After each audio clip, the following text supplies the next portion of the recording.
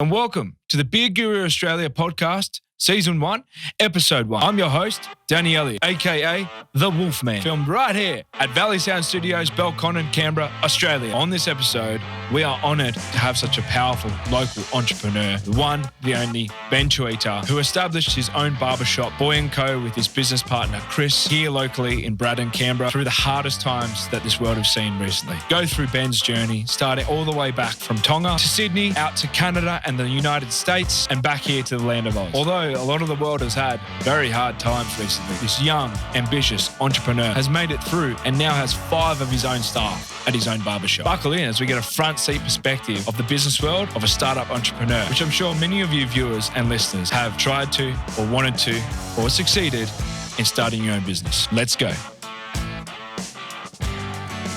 There's a lot of things that I've taken in or realized now in barbering that I didn't have then. But I didn't know what I was doing. You know, I went and worked in the public service for 5 years after that, and I didn't... So you still didn't have a dream of doing barbering then? No, I didn't have a dream of barbering. I was cutting hair. Like I said, touch base on Tonga. I'd always cut cousins' hair. I don't know how good the haircuts were. You know, I wish I had photos of it. But I definitely wasn't shy of, or didn't shy away from giving someone a haircut. Yeah. And then it changed for me when I think there was a documentary that came out on YouTube. The barbers in Amsterdam, they had this wall documentary. It just made barbering look so cool. Oh yeah. Keep in mind, everything in Amsterdam's cool, man. Yeah. Oh, I've never been. I've been. It's cool. Yeah. When I watched this documentary, I was like, man, you can actually get paid for cutting hair. Like it just wasn't a concept in my mind. Because back in Tonga, yeah? Yeah, Tonga, it's like, you know, you just do everything for family and friends. And then getting into this is like sort of stuck into me where I still didn't go and pursue cutting hair, but it made me want to give everyone better haircuts. So it inspired you, yeah? Yeah, no, it definitely inspired me. Just one documentary thing? One documentary. How long did the documentary go for? 28 minutes? 30 minutes. That's all it takes. Yeah. And that's all it took. It made barbering look so cool. Yeah. And then I was like, man, that's mad. You dress how you want to dress. You know, give people these haircuts that you want to give them. Yeah, I'd go to work and I'd find myself watching YouTube videos on how to give better haircuts. And then I'd start watching YouTube videos on what should a barber have in their clipper station, you know, to achieve these haircuts. After that, it took my brother actually, he lives in Canada and he graduated out of art school. He works in the video game industry. Oh, yeah, cool. So he graduated and it was sort of a big deal. So I went over to Canada to attend the graduation and that's where I saw this whole other world of barbering. Because I don't know about you, but Canberra didn't really have a barber scene. Like, you know, you'd go to a hairdresser to get your hair cut. Yeah. Yeah. So when was this? This was like... Man, 2010. No, 2010, 12, something like that. It probably started around then, maybe a little bit after, you know, there was a couple of sort of things. But now it's like, you know, it's a thing in Canberra. There's lots of them. Yeah, they're everywhere, right? Even when I got back here, there's like none. Yeah. So yeah, there's nowhere to get your hair cut really from barbers. But when I went to Canada, there was academies. There was people that would be celebrity hairstylists. You know, there was... Barbers were like a big deal. Like I went there and I was like, man, there's this whole different world for barbering. And that's sort of like, that sparked it for real. Like where I was like, I could do this as a job. I still didn't action it. Still came back and worked in the public service. But I knew back then, like if I wanted to become a barber, that's where I'd want to go and learn. Because back here, there was really nothing. Like, no. You know, there was no pathway to even become a barber. No CIT, no TAFE, nothing. So how'd you get from Sydney to Canberra? Came down, visited family, didn't really have a goal of what to do. And maybe was Sydney remind you of what you could have been there with rugby? No, not really. It was just more like there was an opportunity here. You know, someone was like, you know, we can get you a job here. It's good money, you know, public service. So I was like, oh yeah, why not? I'll go and do that. I was really just floating around, you know, looking for something to do.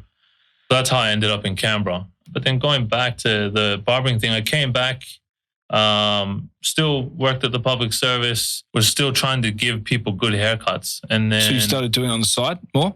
Yeah, I started asking people, like, let me cut your hair. Yeah, cool. You know, like, instead of waiting for people to come and ask me. Just do it at home or theirs? Or? Yeah, just do it at home. It was a rugby player for the Brumbies. He normally went to, I think, one of the only 2 barbershops that had a name back in Canberra back then. But he couldn't get in or something, and he knew me, so he was like, yeah, cut my hair. I think he posted it online to sort of give me, you know, some clout, get some clients in. And his actual barber messaged me saying, like, you should really think about becoming a barber. I didn't want to leave the public service because it was good money, but I decided to work full-time still at the public service and then go after hours because barbershops normally stay open late. And I went and did that, you know, for an extra 3-4 hours after work, and it didn't feel like work at all. So I was like, this is something I need to do. So from that point on, I just handed in my resignation and headed off to Canada to do barber school and travel around the States, learn from anyone. So the academy that you went to, how did you pick that one? When I went to Canada, I just Googled best barbershop, in Vancouver, where my brother was graduating. This barbershop popped up. I went in there, found out it wasn't a franchise. They were just so successful. They had 6 barbershops around Vancouver. What you've done with this spot, they had a different fit out for every shop, to sort of get the feel of the neighborhood they were in. They didn't try and make every shop look the same. Yeah. And they had an academy. So when I went in to get my haircut from them, they had the advertisement saying they're opening up their own academy to try and build their own barbers into their brand sort of thing. Yeah, right. So if they were the best barbershop in Vancouver and they had an academy, they had barbers that were doing things that I've never seen before, like didn't see it here. Like they were so skilled. And then I can go and live for free with my mom and that as well, right? Sweet. So I didn't have to slug away working and going to barber school.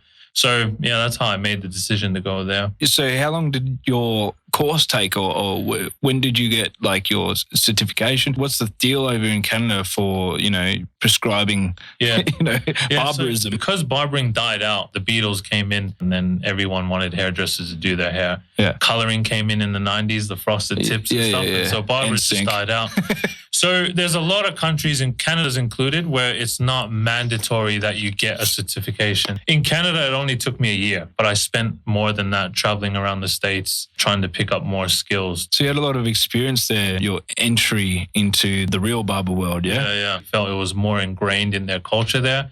There was more experience, more culture behind it. Spent time trying to collect inspiration and information to come back and do something different. How many shops did you work at? Officially only worked at one. So that was the Barber & Co. Academy that I was speaking about. All the other times I just spent looking at whoever gave me inspiration on Instagram. I would reach out to them and be like, what would it take for me to work with you or to get a class with you?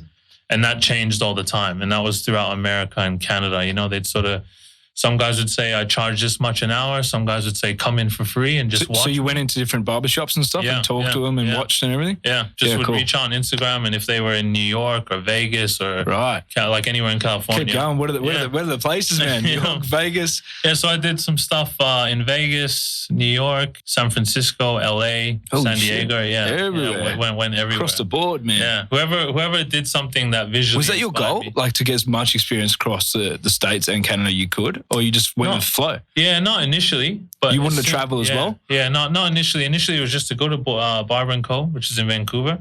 And initially, my thought process was, there's nothing here. I'm going to go and get my qualifications there, and then I'll become a barber.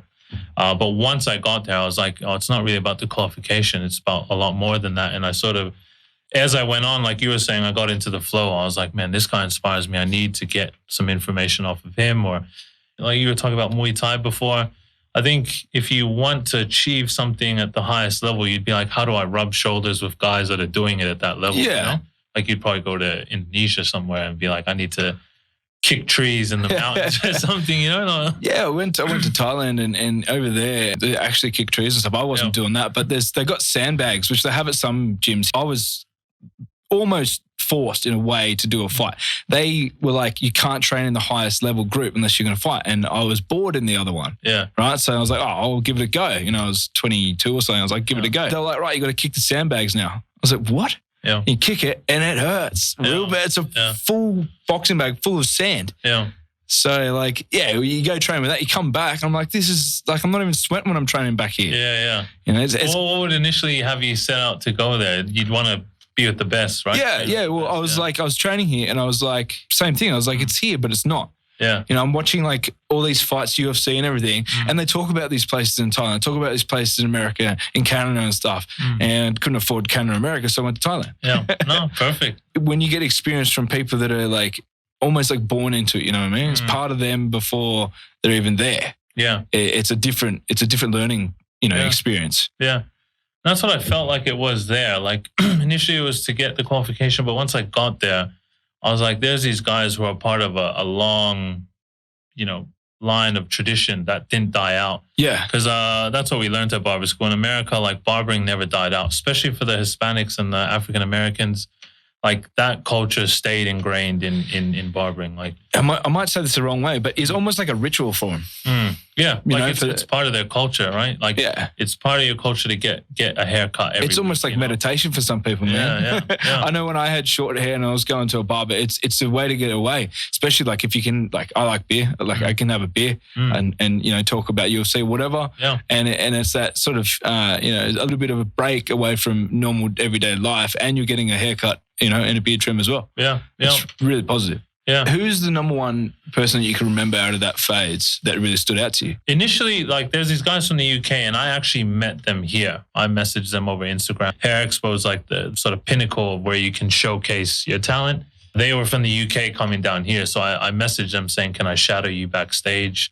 Things like that. And that's the Josh LaMonica from Menspire. But I think the guy that's had the most profound effect on me is a guy named Jean-Baptiste from the UK. Well, he's in France now. He's the one that made me see that there's a lot more that can go into your craft than just the actual technical ability. He sort of touched base, and it sounds kind of corny or it sounds cliche nowadays where you try and talk about mental aspects and things that you do outside of your craft. He's probably the most technically gifted that I've ever seen. And I sort of asked him, we did a class together one-on-one, and I asked him, I was like, out of the tens, hundreds of thousands of people that have gone to Sassoon's, an academy that I've attended as well, it's like the pinnacle of hair. Out of all those people, why him? Like, why has he stood out? Why has he had all this success in his industry? And he didn't say anything about technical ability. He sort of had all these things that assisted his technical ability rather than just using the technical ability as like a drug or, some sort of thing that has to fix everything else in your life. Yeah. So he's probably had the most profound effect because he's so talented, gifted, but he barely spoke about, cutting hair. Yeah. So to say. So I was like, how are you so successful? Like, in this whole class, we haven't spoken once about using, a certain type of razor or a certain angle of this, like the stuff I know, music, surfing, Muay Thai, all those things that are quite difficult to do at a high level. Yeah. And I can do them all pretty good. Everyone can learn a certain amount of technique that will get you there. It's up to like things like drive and mental, like where your mental's at and how much you want to open your mind into learning and putting multiple different techniques together that maybe some people would say, nah, don't do that. Yeah. So you got to try outside the box, right? Yeah.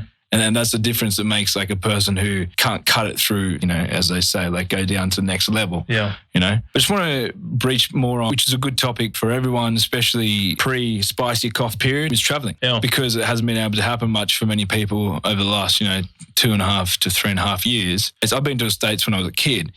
My brother's been there when he was an adult and stuff, and it's telling me the difference of, experiences. The States is just such a big, big place, and each state is really, really different. It's not like Australia. You go to Perth, it's a little bit different. People are more tan, speak a little bit differently, not much. No. But you go like the same distance and they're almost speaking different languages.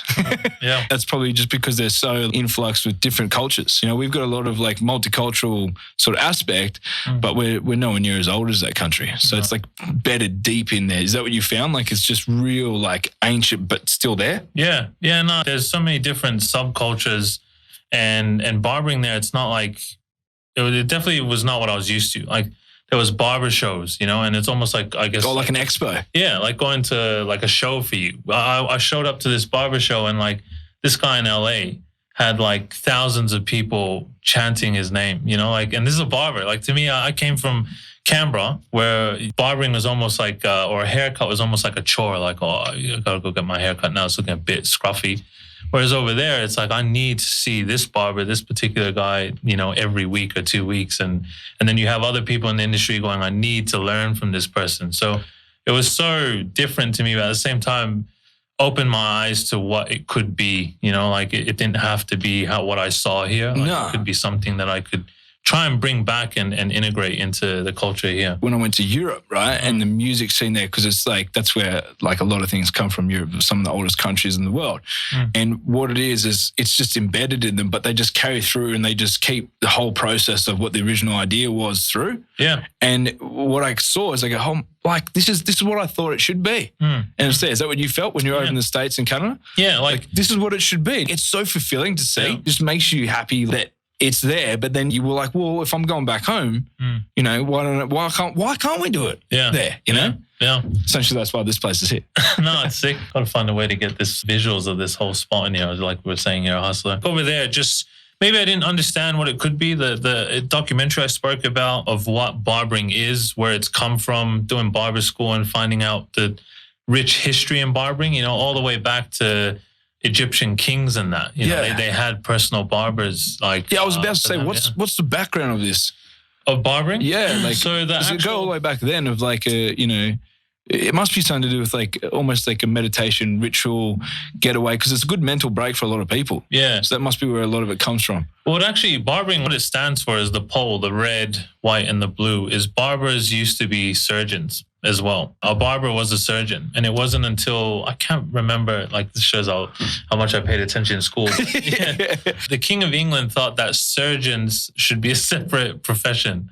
Like he didn't think that you should go and get a haircut and get an operation at the same time. Yeah, right. It's probably smart nowadays that you have it separated. This king made it a rule that the surgeons had to be their own profession and the barbers had to be their own. And that's why it became a blue and white pole, which is the veins, and the white is the bandages, and the red was for blood, you know, and the white, again, bandages.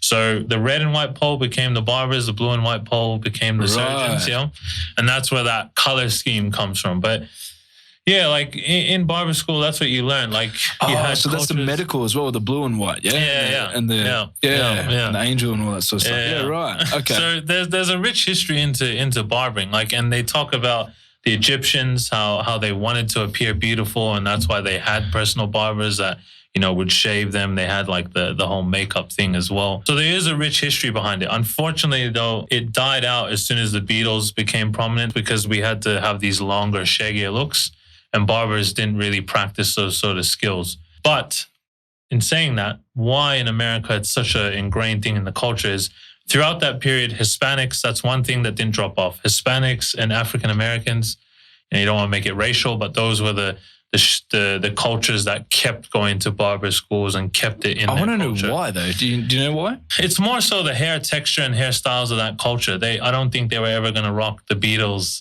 hairstyles or have the frosted tips. You know, they were always into what you see nowadays, fades, you know, crispy, sharp lineups, because in their culture, that's what they feel, you know, is a fresh or aesthetically pleasing to them. Yeah. And it's never died out. So when I went there, it's also like they say, the barbershop somewhere that you could go and talk about the weekend's game or something that's happened in the neighborhood. It was very much like a men's club thing, yeah? Yeah. And those sort of things are harder for barbershops nowadays to implement, but you can still have that kind of aspect. And why I say harder is because people don't have time to go and sit at a barbershop all day anymore, you know, where they did back then. Nowadays, it's very appointment-based, and you got to get in and you got to get out because everyone's got stuff to do. But you can still, in that appointment time, have it be this place where someone can come and speak about, you know, dating life. That's what I find in my chair. They're talking about going through marriage. You're a counselor. Having their kids. All it's those all sort part of things. The beauty industry, as what I say to Kate, is you're not just getting paid for your skill set, you're getting paid to listen and to give advice back. Whether it be right or wrong, they just want to hear something. Yeah. And they, for some reason, they trust you more than like a clinically signed off doctor, psychologist or something, you know? Yeah. I think that's part of the culture that we were just talking about. Also seeing, for me, the main thing that I witnessed there, like when you were talking about going over to the UK and looking at how music's done there, is that what it could be? Yeah, you know, I didn't have a visual of what it could be. All I saw here was what I did see. You know. Yeah, and the documentary, right? Mm-hmm. So that sparked it. Same thing. Like I've always watched, you know, music things and stuff, and seen some stuff here, seen some pretty good bands. But when I went over there, every single day you're walking in the street, and it's just everywhere. I saw a kid make like 600 Australian dollars, 15, 20 minutes. He's not even singing. Yeah. That level, it just blew my mind. Yeah. Then every night you go somewhere, Monday night, you know, and people are cranking it. Yeah. And they're celebrating life like all the time. Then you come back here and you're like, oh, it's changed a lot since, you know, that was like 6-7 years ago.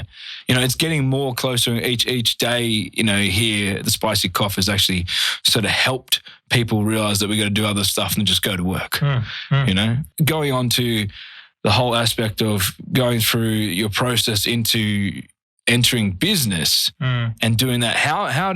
That's the biggest sort of thing where people want to do a dream and they want to, even just change out of public service and go into another business in another industry that they want to learn. That's hard. Right? And so what was it for you that really took you from point A, which was the last job public service, to where you are now? Point A, public service, completely opposite, not creative, just paying the bills, not expressive, just being there in front of a computer, whatever it is. And then from there to running a barbershop. How did this happen? Initially, when I got back, I actually didn't start Boy & Co. When I got back. I actually worked at a few barbershops. So that's your shop name? Yeah, Boy & Co. Boy & Co. Shout out. But when I got back, I worked at a few barbershops, and just to quickly touch base, to help people understand the mindset and process behind it, is growing up in Tonga, there's, to put it short, you don't even know no one really owns a bank card. It's like, just to put it into perspective of what it took to get a mindset of being like, I can own a business. When I first got to Australia, I didn't know how you get a bank account. I didn't know like driver's license and all that. The sort of basic skills that you need to survive here, or not even need to survive. It's like instant. You know how to do it. You grow up in Australia. These are basic things, basic skills that you have. So I didn't know how to do any of that. And that sort of hampered opening up Boy & Co. because I had the skill set, but I didn't have any confidence, or I felt like opening up a business was so far out of reach. To me, that was such an amazing thing. So you didn't have a bank account? No, I did. But I mean, coming over here, I was sort of asking uncles like, I'm going to go apply for this job, but they want my bank account, or they want my tax file number. I don't know what that is. My uncles would be like, we'll take you down here and you can do all those things. But just to give a perspective of the skill set. Way over my head. When I got back, I worked for other people and sort of said, these are my dreams and these are my goals. And everyone said like, that's amazing. Let's make it happen. Because we've got a barbershop. We've got the money to fund it. And you can just drive it. And that's sort of how it worked out. I trained staff, put ideas out there, but then like anything, and like I sort of understand now, you can't make all these dreams happen, it didn't seem like we were getting anywhere close to there. And like we kept getting teams that I wasn't getting inspired to push the brand forward. So after managing two shops in Canberra, I was like, I'm just going to have to do this for myself. But so you managed a couple of shops? 2 shops, yeah. So at the same time, or just jumped? Oh, no, just did one, and then that finished. The owner said, like business in Canberra, like, one day you're like, I don't really want to do it anymore. And then another barbershop hit me up saying, can we get you in to manage and train staff and things like that? So from start to there to starting Boy & Co., how long was that? So a year in both. What year was your transition? 2016 was my first year in barbering. 2016. And then 2017 went and went and worked for the other shop. And so it wasn't until 2018 that I was like, I don't want to work for anyone else anymore. I need to open up Boy & Co. And it took from 2018 to 2020 was when we opened up the doors. That just shows a lack of understanding of how to open up a business. Like it took me that long. Well, you'd never done it before. Yeah, never done it before. You didn't even know what a tax file number was. No. And the funny thing is, I listen to all these podcasts. That's what we need to get people to understand, or people that are listening to this wanting to open up a business, is I thought there was definite steps of how to open up a business. I thought like, this is step 1, this is step 2, this is step 3. It's the same recipe every time. Yeah. So I listen to podcasts, and like one that I was just telling clients today that were not today, this last week that just went, and they were saying like, how did you open the Boy & Co.? I'm looking to open up my business. And the same thing that I heard in these podcasts, I listen to these podcasts and wait for these CEOs. They interviewed a different CEO every week. How did they open up their shop? And no one ever said anything like, this is the first step I took. And I get frustrated. I'd be like, these guys don't want to give out the secret. But that's what I've learned in opening up Boy & Co. is that you start off in your mind or feeling like, this is what I want to do. Sort of like what you were saying. I just need to make the first step. Just go start. Yeah. And then in that process, you learn every day of what you need to do next. Yeah. I think for example, like I asked one of my clients, actually, I was like, I want to open up my own barbershop. Like, what do I do? And they're like, well, you got to do a fit out first. So you got to, get your fit out going. So I was like, all right, cool. I actually I was like, who would you ask first? And they're like, oh, a plumber would have to do the work first, right? So I'm like, cool, go and get a plumber. This is how funny it was. Didn't even sign the lease. I asked the real estate agent if I could come into the shop to get my plans right. Walk in with the plumber, and this is all in front of the real estate agent. And he was like, yeah, sweet. So what are you doing? I'm like, yeah, I showed him a photo on Pinterest. I was like, I want this here, right? And this plumber goes, yeah, cool. Like, who's doing the build? Yeah. And I was like, me. And he's like, yeah, like, no, like, where are the plans? Like the approved plans and stuff. I need to see that. I can't just look at a sink on Pinterest and put it there. And I was like, yeah, me. I'm showing you right now. And he's like, no, you got to get a builder. Yeah. So, I mean, like, that's just an example. I was like, I got to go find a builder now, right? I didn't know anything. And every day asking questions, you just find out, Yeah, you got to work through it. I think a lot of people think that there's one recipe that solves all businesses. So even another barbershop, it'll be a different situation, right? It might have a fit out. Yeah. They might skip that step, and that's not where they start. Yeah, there's heaps of different avenues that you can go down to speed up certain things. Yeah, but sometimes, and you don't wish it upon people, but sometimes the best thing to learn is through experience. Yeah, because then if it's a bad experience, you won't do it again. Yeah, we try not to. Well, I wasted a lot of money on this fit out. It took me, like I said, 2 years of slugging away. But I think you just get so deep into it that you're like, I just can't turn back now. Like, I've gone way too deep. I've come too far from it. That's the thing, is people pull out. So the thing with business is, they say the first 18 months to 24 months is the hardest. Once you get over 18 months, it gets harder because you've established everything, but then you realize that you're working.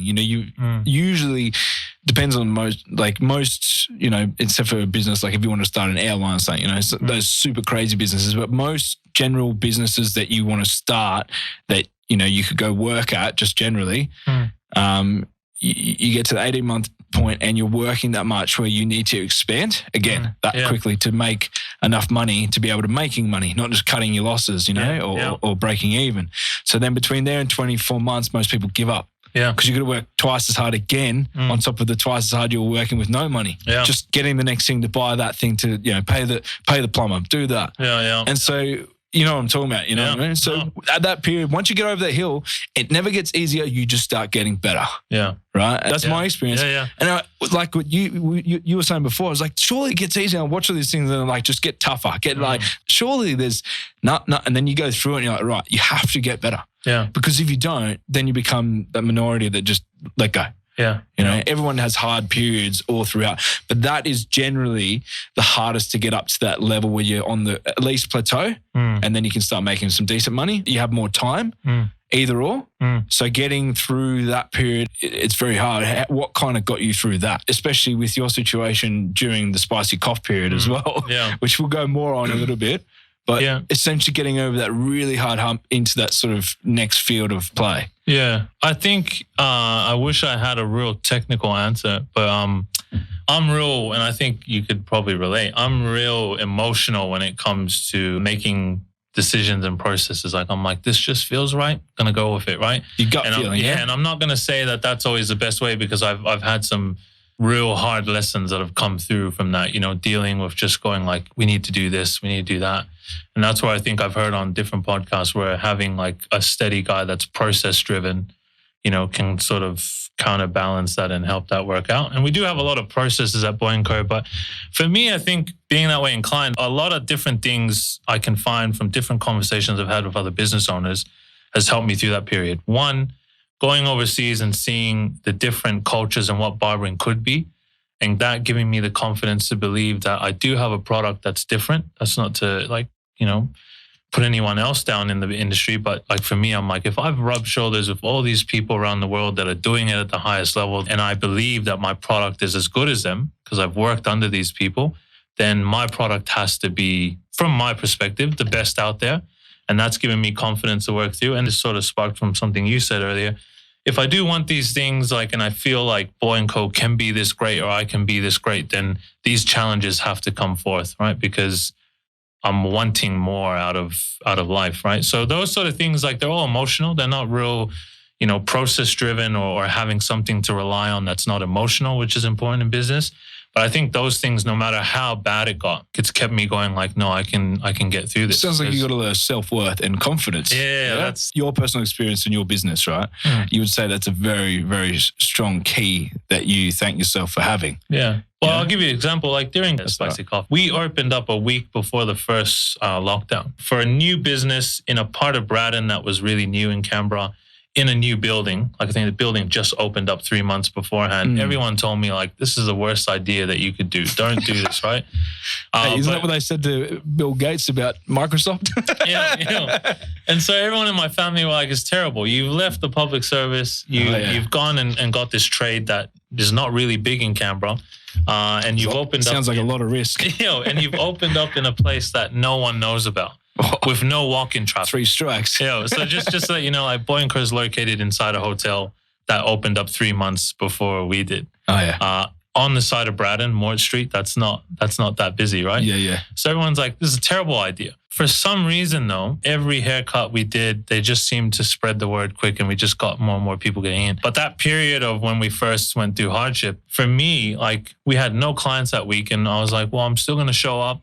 I'm going to find a way to produce content, So for me, it was getting mannequins. And because I've gone to all these academies and learned from all these barbers around the world, I was like, I'll just put content out there of how skilled I am technically. I was doing lives. They were picking up viewers. And then a hairdresser across the road, shout out to Adam Chacha. He's, big name in the industry. He actually hit me up saying, can you do a stream for us? Because he had a community. Like I did this live for him and it reached like 10,000 people, which is insane. That's the pool that he has. That's not to say how good I am, but that's sort of his platform. It's cool to be on though. That must have been a cool thing. But if I didn't put that work out there, he probably wouldn't have seen. If I just was like, oh, there's nothing I could do. I can't work. So it's like a lily pad, right? Yeah. Go from next to next. But if I just sat there going like, oh, I can't do any work, I'm just going to go home and play COD or something, right?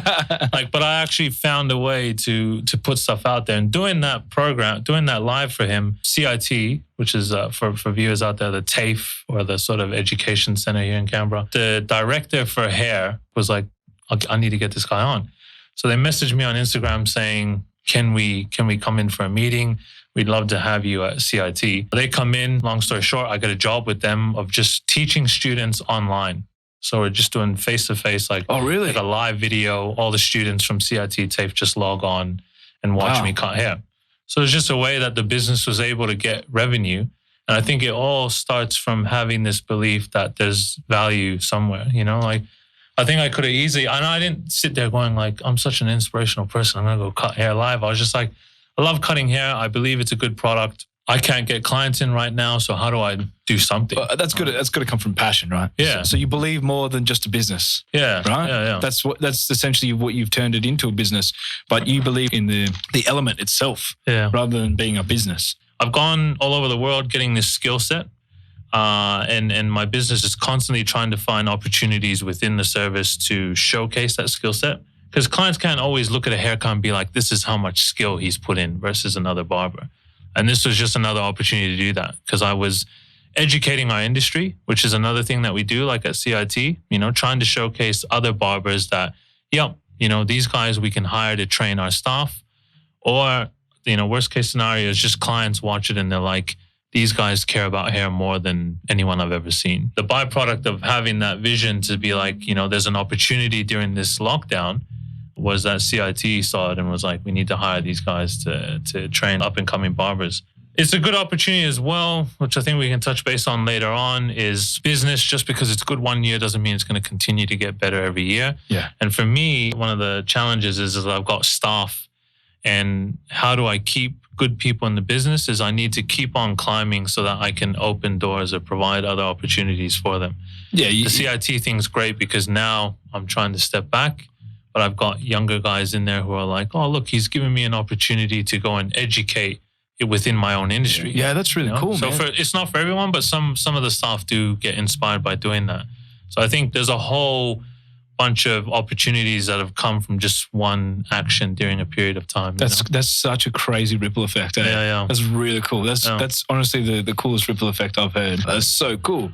So and it's just because, like I said before, you got that passion to show people. Yeah. You're proud. Yeah. Right? You're proud of what you're doing and you want to do it a certain way and you think you do it very unique and you want to show that off, right? Yeah. So you bring that to the people somewhere at that point in time and it just creates this effect down the line. Now this is what you're doing. You're creating more opportunities for people working under you and looking up at you and seeing, wow, look what this guy's done. Yeah. I think it's really cool. Yeah. The thing with business is if you don't create these opportunities to grow the business, but grow everyone that's connected to it.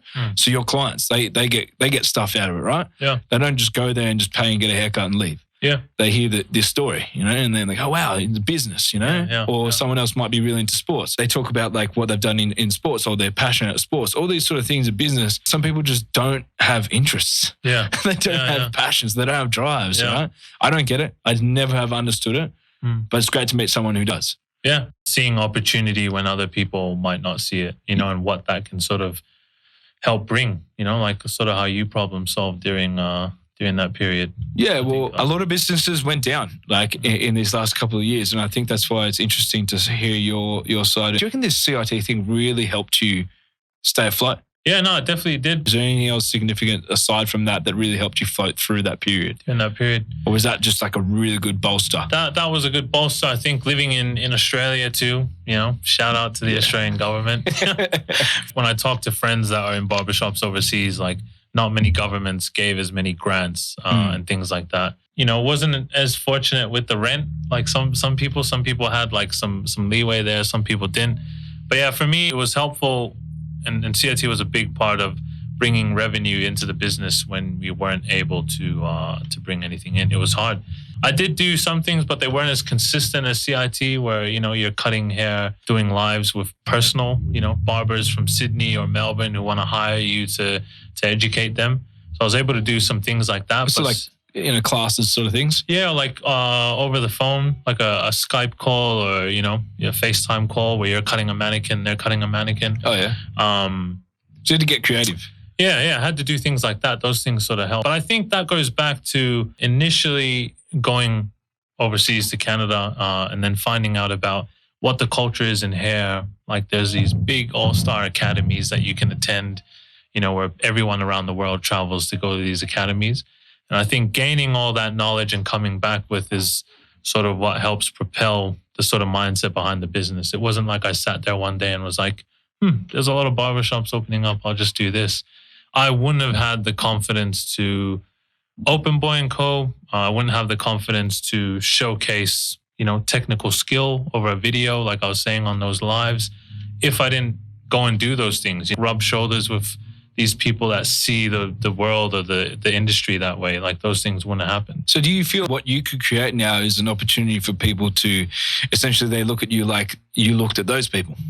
You've done that. Yeah. And I don't know. I know a couple of barbers. I don't know. There's lots of barbers, but I know a couple of barbers. It sounds like there's no one that's really done this, Yeah. Like starting to pick up here, especially in Canberra. Like there's a lot of barbers now who are seeking that information out. Yeah. I'm lucky that, it's not like I sat there and was like, this is what's going to be the future of haircutting. I just so happened to be in a place that it was so ingrained in the culture. Yeah. Nowadays, that's sort of how barbers want to pursue the industry. Like the way that I learned from this academy. This is how they want to cut hair. This is how they believe the industry can be. Boy & Co. and myself are in this good situation where I'm not having to go and do that. I've already obtained information. That can always be built upon, but at least the structures are there for how we've wanted to appear to the industry as a brand. So where are you at with your brand and your business at the moment? Are you pretty happy with the way you're going and you're progressing?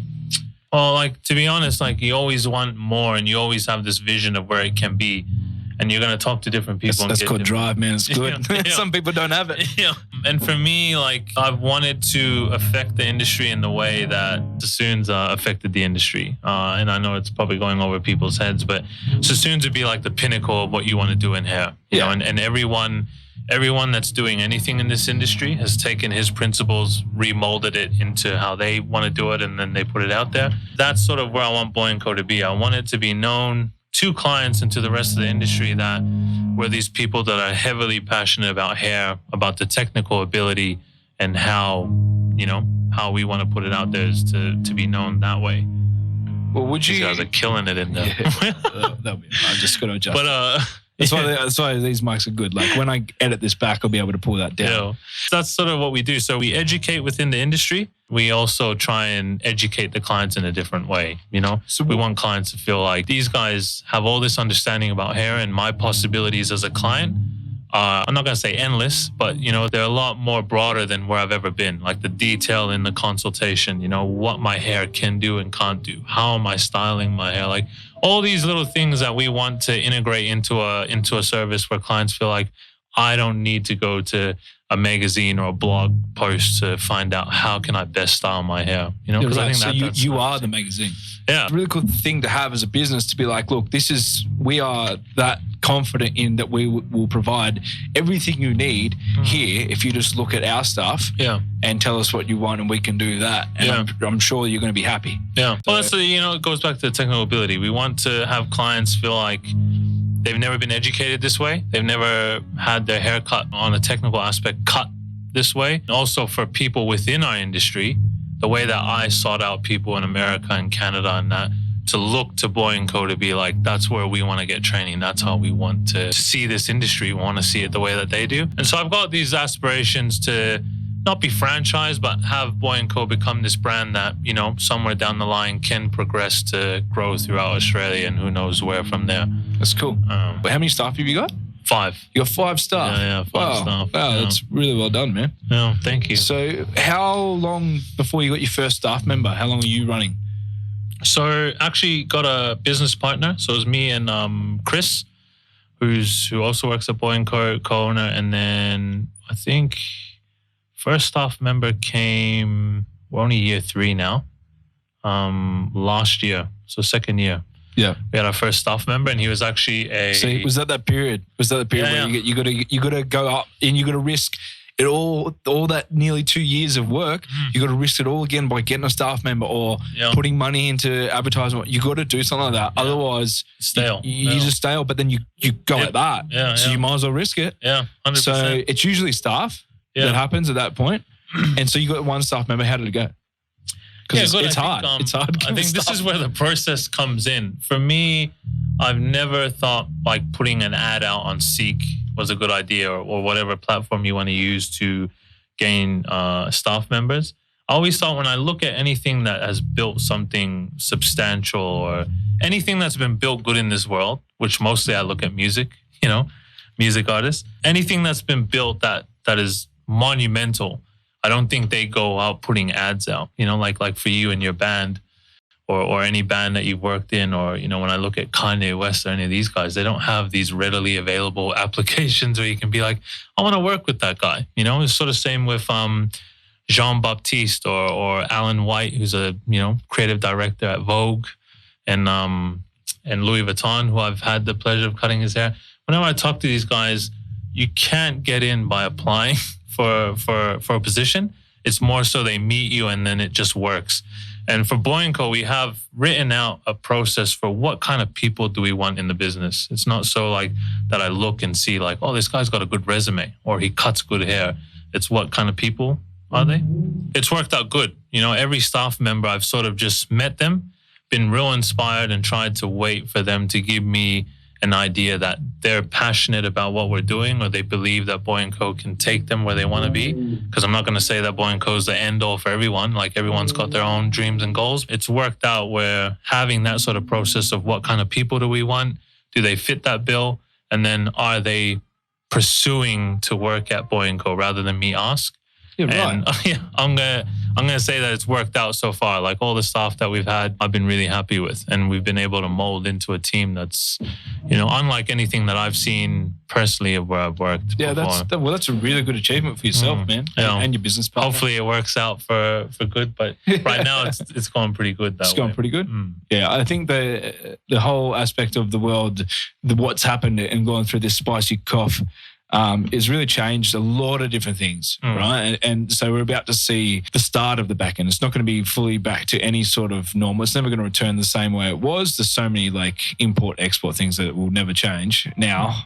But the whole aspect of the way that we approach things is massively, like we're doing now, internet-based, right? And the way that you got the CIT stuff. Yeah. You get complimented on your Instagram. and your sort of posts and stuff and how you get your content out there, essentially. Yeah, I think the content thing for me is going back to how you see the world, or how you see opportunity, or how you see yourself. And I don't want this to sound too bad. Doesn't work out that I'm wearing sunnies inside as well. Like, who's this guy? I read a book right around when I was first getting into barbering. I put all the lights on you on purpose, man. Yeah. But I read this book and it said, like, do something that you believe you can be the best in the world at. Yeah, wow. And it's not sort of to sounds like around. Dennis Rodman or something, right? Yeah. And it was called Good to Great.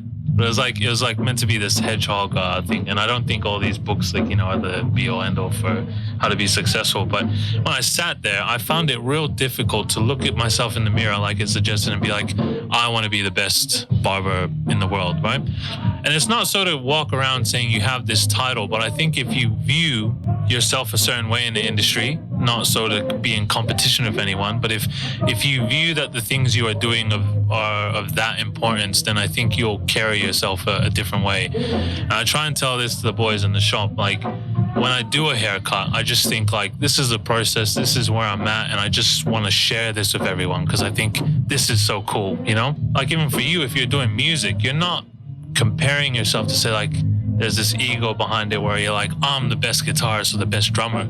But if you feel like what you're doing is cool, like, you're like, this needs to be seen or this needs to be heard by people, you'll put it out there in a different way. Yeah. Rather than sitting there and judging it and be like, I really love cutting hair, I really love making music, but I think this is shit. Like, I'm not going to put it out there, right? You got to have confidence. And I think that's what it's like. My social media is more like, I love cutting hair, and I think this is so cool. And it's not really an ego thing where I'm like, this haircut shit. It's just like a pride thing, right? Yeah. It's not like, take pride in your work. Yeah, it's not like, oh, this haircut's the best haircut that anyone's ever going to see today. No, so you're not going to put the ones that you go, oh, that wasn't that good. It's stuff that you're proud of, right? Yeah. You go, wow, look at that, and like, as having a dream, you probably saw photos and stuff, and you're like, wow, like, I'm going to put this on my business because it's worthy of what I think is good. And I think, like anything, like if you see yourself and you carry yourself a certain way, like for me, I've had to put a lot of effort into learning how to take photos. I went and invested in a camera like yourself, and I was like, I need to learn some basics on photography. You had no experience before? No experience. And I think, but I cared about the work I was doing, and I felt like I want to put it out there a certain way. During those periods where you're like, I can't just lay down and not do anything. There's things to be put out there. So the Instagram is just basically that. And I think it's ever evolving. Once you decide to make that first step, you're like, oh, I'm just going to put this out there and learn as I go. But like you were saying before, like, that first step's important. But I think you need to feel like the stuff that you're doing has some importance behind it. Otherwise, why would I care to do social media, or why would I care to take a photo a certain way? So that's where drive comes from, right? There's a purpose to it. Yeah. You got your passion, so you believe that it's a really good thing for the world. You think that you want to be the best that you can be, or you want to be, some people like, I heard John Mayer the other day. I'm sort of mediocre fan of this guy, John Mayer. He's always a pretty good guitarist. Yeah. He's done really well for himself. He's done a lot of different music. In that aspect, he's done excellent. But his drive is he wants to be the best. He doesn't want to be better than other people, but in a way he does, but not directly at other people. He just wants to be the best guy in the room at guitar. Yeah. That's kind of like what it is. But everyone's got their own different way, You want to be the best that you can be, but sometimes you need an extra drive. Like, or you might see a photo and go, how did they do that? So then you got a camera and you figured out how to do it, right? Yeah. So it's like someone else's thing inspires you to do that, and then sometimes you overtake the thing that inspired you, or you might, work with them or something, or work on that level. Yeah. And it's just that next level sort of thing that you do each time. And then, like you're saying, there's always more. You need, and if you lose that, you don't have any drive. You need that next thing. And there's, you need to see the opportunity. Like, I think I tell the apprentices in the shop as well, like, I tell them, like, you need to put stuff out there. Like, not for Boy & Co, not for me. So what are you, in context, what are you saying to them that for? For example, like, I'll just tell them, like, put stuff out there, and they'll mainly reply, like, what am I going to put out there? I'm not cutting hair. But I'm like, for you to build your personal brand, you're cutting a mannequin, all day long in here. You don't have any clients. You're cutting a mannequin. You're putting, 4 hours into this. Like, that's a story that you can tell everyone out there. So, like, let's say Boy & Co or myself can't give you the opportunities, or we have a falling out. at least other barbers around the Canberra region or Sydney or wherever are like, man, that apprentice went into work, cleaned up and found time to cut a mannequin, which, to put it in perspective, is not something that every apprentice can find the mental aptitude to do. If you do that, you're putting yourself at a certain level where people are like, man, that guy's hardworking, or that guy's passionate about what he does. I think that has to come before the actual cutting. If you don't care about cutting hair, it's work ethic, right? Yeah, if you don't care about cutting hair, like I think the thing I saw when I first got back to Canberra was the client would be in the chair, the cape would still be draped, and they'd take a photo from whatever angle, put that up. And social media has helped because social media shows you all these things as well. It's like in real time. You don't have to wait for a magazine annually or something. If someone went in there with the mindset of like, what can this industry be, or what can my personal brand be? Even doing this when we walked in today, right? Probably think like, oh, I'm just doing a podcast. But to me, like, I think like, oh, it's so cool that you've taken the time out to, to have me on, or to create this thing, and like taking a photo of it and tagging people, like those sort of things. I think seeing the opportunity first, or being grateful that you've got that opportunity. It definitely needs to happen a lot more. And I think what will come from this podcast, what I'm hoping, is it's just bringing the ideas of other people who have done something that's a little bit more unique, or something in their sort of world. It could be business, it could be sport, whatever it is. Like, where does that start? If someone was to look to start a business, or to go down, just say you would have talked to yourself 5 years ago, what's the sort of stuff that you would be telling yourself? Or if anyone else is starting their business or their barbershop, what are the sort of things that you would say? Man, well, it sounds like, for me anyways, I'm thinking what I'm about to say, I'm like, man, this is underwhelming. The technical side of business, you'll learn anyways. Like, I think anyone that wants to last in business will always enjoy solving the problems that come up every day. I don't think there's ever a technical spreadsheet that you can have and be like, these are the things you need to have technically. For me, having processes down, first of all, what type of business do you want to be? How do you want to exist in your market? Business plan. Yeah, how are you going to hire staff? All those things that can take out the emotional aspect of this just feels good. For me, opening up, I wouldn't change anything that I've done, where I've been like, I've gained all this information that I believe is a difference in the market. I have confidence in my technical ability to make a change in the market that I'm at. And so I'm just going to go out there and learn different things as I go on. Like I did, I didn't know how to open up a shop, but I just went, where do I start first? I went and grabbed a plumber, didn't work out, needed a builder, needed an architect, all those sort of things that I think anyone will learn if they want to open up a business. The thing that's going to have you last is going to be having that real drive, real passion to make a difference in the industry. Like, there's nothing that will stop you from doing that, not even having a shutdown period, anything like that. You'll always find a solution because you love doing what you're doing. In our little precinct there've been some conflict where two businesses of the same type of business have opened up, next to each other. And people are always like, man, that's so tough. Where they're like, why would that happen? Like, you need to get lawyers involved and things like that. For me, I'm on a street where I think there's 10 barbershops next to me. And it doesn't faze me one bit to have that. Not in a cocky way, but more so for me is that I just believe in the product so much. Those things need to be involved in businesses more, where they're more passionate about what they're doing, where they've sought out the highest form of that skill or that type of business.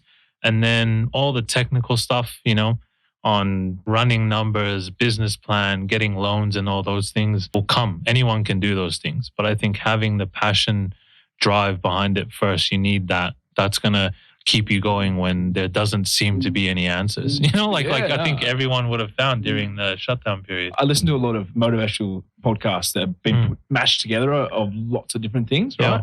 So it's got Joe Rogan, it's got Arnold, it's got like Gary Vee, all that sort of stuff, right? Yeah. And one thing I listen to, I can't remember who says it, but your why has to be bigger than your how. Because anyone can figure out the how, right? Yeah. How do you do it? Yeah. Well, if it can happen, there is a how. Yeah. Right? Yeah. Someone else has done a barbershop. Yeah. How did they do it? They did it this way. Like what we were saying before, every single which way can have a different recipe, but there are certain things, like you need clippers to cut hair, right? Yeah. There's lots of different clippers, but you can do it with that clipper or that clipper, and you can get the same result relatively with different techniques or same technique. Yeah. But if you want to go through trials and tribulations as businesses do, everyone does in their lives, but businesses, you can go through massive financial holes. You can go through, you weren't covered under insurance. Like it happened to me once. Like luckily that my tools came back, but there was a gap that I didn't have, wasn't insured for a week. And it's the week that someone decided to break in and steal my shit. Yeah. It's always the way, right? Oh, it was 1 week, man. And I went crazy at him. I was like, man, I've been paying you. I haven't made a claim in 6 years. Yeah. And 1 week there's a gap that someone steals like 12 grand worth of stuff. It got back to me though. The cops found it. It was incredibly lucky. But what we're saying is like you'll go through stuff, right? And what the difference is anyone can go from A to B and have a blueprint and follow a blueprint. But then what happens when you hit a problem? It's either your experience or you just got to have a stronger why are you doing it than your how. Yeah. Like how are you doing? Well, I want to build a skyscraper like 50 stories tall. And it's like, well, it can't be done here. It's like, well, I want to do it because I really want to do it. It'll get done. That's bigger than the how. Yeah. You know what I mean? That's a basic level. But I think, do you think that is it like that's kind of like what you're going on, you know? Your dream and your passion has to be stupid. Yeah. Like what you're saying, everyone's like, it's a bad risk. But look at you go. Yeah. Right? So you got to risk it to get the biscuit. You really got to like get above and beyond of your problems and just be like, look, these are opportunities or I'm learning. You know, you're never losing. It's like Conor McGregor. My favorite quote from Conor McGregor is, you're either winning or you're learning. You never lose. Never lose. Winning or learning. Yeah, and that's the mindset to have. I think, like anyone can sit here and give everyone, all the viewers, listeners, a technical breakdown of all the steps it takes, like what I was looking for.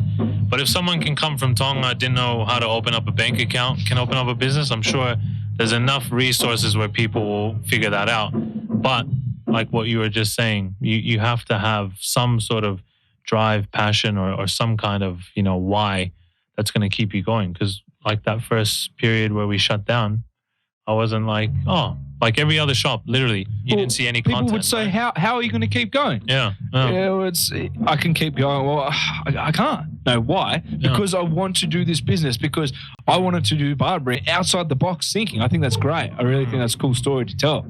Get passionate. Go and seek out the people that are doing it at that level. Rub shoulders. If I wanted to be a basketball player and I played basketball with Shaq versus, I know, Tom Jones, someone down the road here who no one knows, I think it would give me a lot more confidence. Yeah. Even though, it's 5 minutes with Shaq and it's an hour with that guy, but no one knows. I don't even know I made that name up. At that level, you may never think, which a lot of people I know that are really highly successful in like the entertainment business, just reading and listening to audio books and stuff, is they never feel like they're there, even though they might have surpassed that person's skill set or achievements in a number sense or something, or finance. But to them, they're like, nah, what you're saying is being around it. Yeah. And that's what you wanted to create and bring it back in. You've created that. Yeah. And you need to keep that flow going. Without that drive behind you to want to see what it's like here, it wouldn't have happened. Yeah. And then when you rub shoulders with people that see the world like that, even our conversations, how we view possibilities, opportunities, that how that you're talking about will be so strong. No one around me, my own family members told me like, this is the worst, craziest idea you could ever do. Like, don't do it. They were like, don't do it. Opening up in a street that's not as busy as, anywhere else, in a new building that no one knows about. So what do they say now? Yeah, they just can't believe it. I think my mom even says, she's so proud because she's like, I don't think even I have that kind of confidence, and I don't know where you've gotten it from. Yeah, where did you get it from? I think like I said, rubbing shoulders with people that see the industry this way. It sounds like you've had drive from a young age, right? So you how badly did you want to do footy? Yeah, like I dream every day in the backyard kicking the ball. Yeah. Like I'm gonna be, this superstar one day, hit the winning field goal in the grand final or something. What I learned from footy later on, and like the beauty of social media and stuff now, like you were saying, you have access to audiobooks, you have access to podcasts, you have access to so much information. I didn't take responsibility for actions. If something didn't go my way, I was like, this person's doing something to me or that person's doing something to me.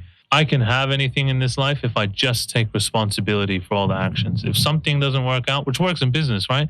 If something doesn't work out, how can I personally affect change there instead of going, why did this person do this? Or why didn't this person do this? Like I'm more like, there has to be a solution on how we can take control of it. I didn't go business school. I didn't know how to open up a bank account, but I feel blessed that I've got this sort of view on failure from before. It sounds like an attitude. It sounds like the right attitude to take on. Like, I really like what you said there. Personally, how do I affect this change? And that's a really, really cool attitude. And what can happen sometimes is it can chew you up. So it's really good to tell people what they should do, what you like and what you want to do. Say you want to be an actor, rub shoulders.